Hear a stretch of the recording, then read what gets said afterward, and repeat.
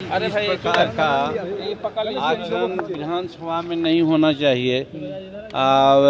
हनुमान चालीसा कोई पढ़े, कोई और कुछ पढ़े, ये उचित बात नहीं है। यहाँ पार्लियामेंट्री डिकोरम के अनुसार जो है नियम परिनियम, उसके अनुसार काम करना चाहिए। और नारा भी विभिन्न प्रकार के लोग लगाते हैं, जय भारत की नारा हो या देश किसी वॉरियर जो हमारे हैं शहीद हुए हैं उनका नारा अगर हो तो अच्छी बात है, लेकिन धार्मिक के आधार पर कुछ नारा लगता है वो सब ठीक नहीं है। और ये परंपरा आगे अगर बढ़ेगी तो डेमोक्रेसी के लिए उचित नहीं है। तो हनुमान चालीसा में क्या आपत्ति? उनका कहना है कि रावण की लंका थी, उसको हनुमान जी ने जलाया था, संकट आया था, तो अभी संकट है तो हम लोग सदन के अंदर हनुमान चालीसा पढ़ रहे हैं। जैसे इसमें तो विभेद है। कौन कहता है कि रावण राक्षस था? हम तो कहते हैं रावण विद्वान था, सचमुच में कर्मठ था, और उस पर एक तरह से अन्याय किया गया है।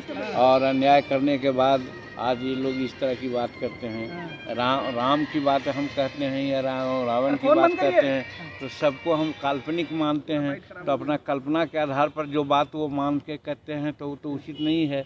गरीब की बात करना चाहिए, गरीबी मिटाओ की बात करनी चाहिए। राम को काल्पनिक मानते हैं लेकिन रावण को सही मानते हैं आप? नहीं ना, हम कहते हैं कहानी की बात जो हम कह रहे हैं कि अगर कहानी की बात कहा जाए तो राम से ज़्यादा कर्मठ रावण था, लेकिन उस सब को हम लोग नहीं मानते हैं। वो कहानी सब काल्पनिक है।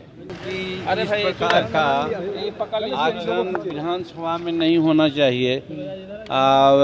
हनुमान चालीसा कोई पढ़े, कोई और कुछ पढ़े, ये उचित बात नहीं है। यहाँ पार्लियामेंट्री डिकोरम के अनुसार जो है नियम परिनियम, उसके अनुसार काम करना चाहिए। और नारा भी विभिन्न प्रकार के लोग लगाते हैं, जय भारत की नारा हो या देश किसी वॉरियर जो हमारे हैं शहीद हुए हैं उनका नारा अगर हो तो अच्छी बात है, लेकिन धार्मिक के आधार पर कुछ नारा लगता है वो सब ठीक नहीं है। और ये परंपरा आगे अगर बढ़ेगी तो डेमोक्रेसी के लिए उचित नहीं है। तो हनुमान चालीसा में क्या आपत्ति? उनका कहना है कि रावण की लंका थी, उसको हनुमान जी ने जलाया था, संकट आया था, तो अभी संकट है तो हम लोग सदन के अंदर हनुमान चालीसा पढ़ रहे हैं। जैसे इसमें तो विभेद है।